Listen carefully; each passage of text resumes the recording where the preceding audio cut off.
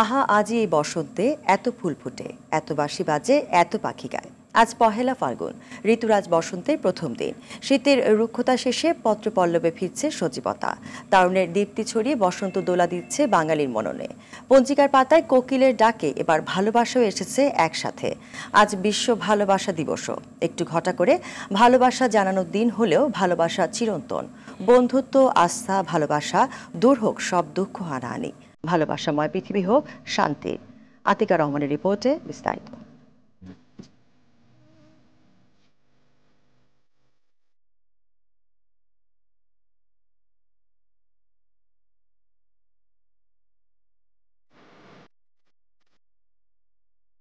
এলো ওই বনান্তে পাগল বসন্ত, বনে বনে মনীষী রং ছড়ায় চঞ্চল তরুণ দুরন্ত।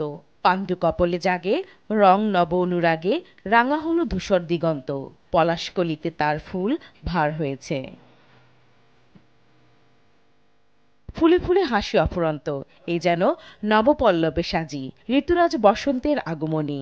বসন্তে সেজেছে প্রকৃতি, পঞ্চম স্বরে কোকিল কুহরে, তরুণীর উচ্ছলতায় হলুদ ফুলের খোপায়। শীতের রুক্ষতা ঝেড়ে বসন্তের উত্তাল হাওয়ায় নবপ্রাণের ছোঁয়া সবখানে। মহাসমারোহে প্রকৃতি খুলে দিয়েছে সৌন্দর্যের দুয়ার। সব প্রকৃতি একদম নতুন রূপে আসে, সবকিছু উৎসব থাকে, সবাই সেলিব্রেট করে, সব দিকে ফেস্টিভ একটা ভাইব থাকে। প্রকৃতিতে নতুন নতুন ফুল আসে। ফাল্গুনটা আমাদের জন্য খুব উপভোগ্য আর কি। কেউ হলুদ, কেউ কমলা, লাল এরকম শাড়ি পরে বের হই। ছেলেরা পাঞ্জাবি পায়জামা পরে খুব সুন্দর গুছিয়ে সবাই একসাথে ফুল দিয়ে ঘুরতে বের হই। এটা এক ধরনের প্রকৃতির ডাকে আমরাও সাড়া দিই। ফাগুনের উচাটন মনে সর্বোচ্চ রঙিন আবহ।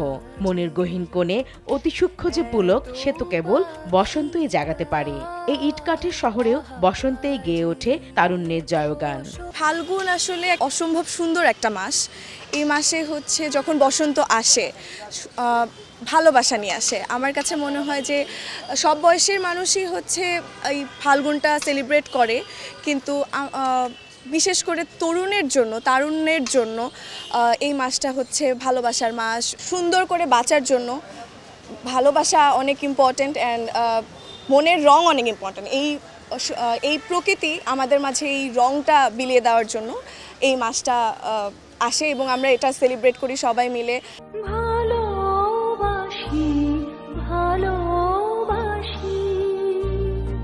ফাগুনের আগুন ঝরা দিনে ভালোবাসার আগমনী। দুটি প্রাচীন রোমান প্রথা থেকে শুরু ভ্যালেন্টাইন্স ডে।